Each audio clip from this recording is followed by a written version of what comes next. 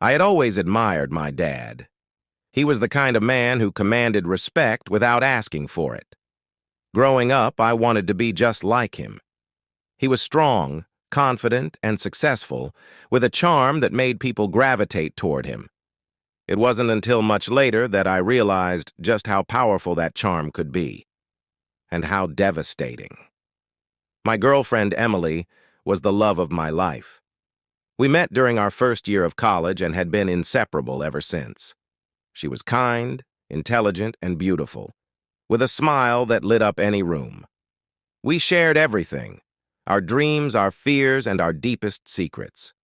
I couldn't imagine life without her.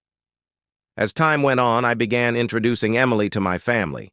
My dad took a particular liking to her, which at first seemed normal.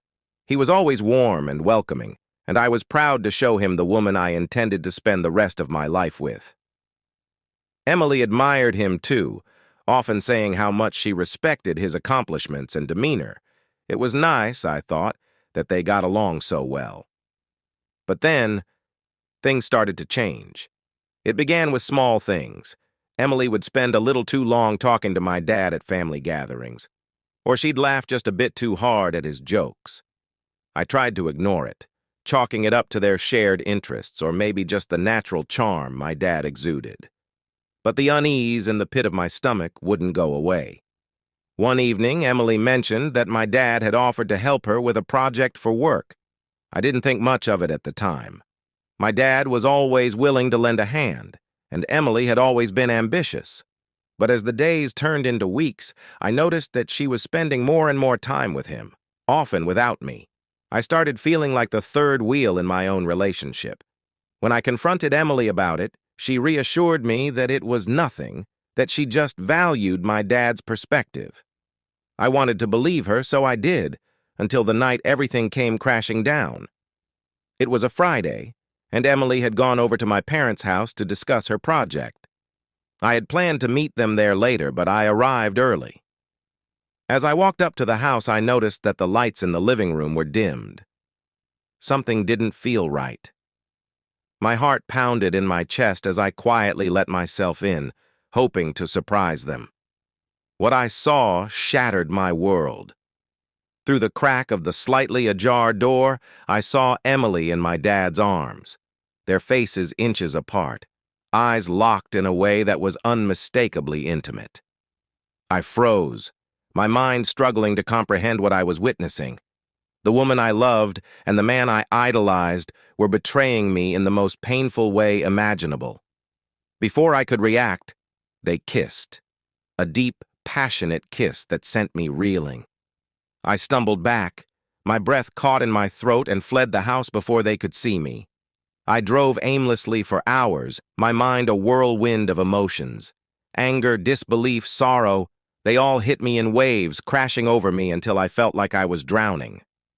When I finally confronted them, they didn't deny it. My dad, the man who had taught me everything I knew about being a man, stood before me with an expression I couldn't decipher. Emily, the woman I thought I would marry, looked at me with tear-filled eyes, trying to explain that she hadn't meant for this to happen, that it was a mistake. But it wasn't a mistake. It was a choice that tore apart everything I held dear. I walked away from both of them that night. The relationship with Emily was over, and my bond with my dad was forever fractured. The betrayal cut too deep to heal. I moved out of state, needing distance from the memories that haunted me. It took years to rebuild my life, to find a sense of peace after the storm. Now, when I look back, I realize that the signs were there all along. I just didn't want to see them. I wanted to believe in the goodness of the people I loved, to trust that they would never hurt me. But trust is fragile, and once it's broken, it's nearly impossible to repair. I've since moved on, finding solace in new relationships and building a life that no longer revolves around the pain of that betrayal. But the scars remain, a reminder that even those closest to us are capable of unimaginable hurt.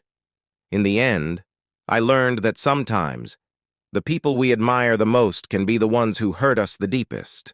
And while the wounds may heal, the memories never fade.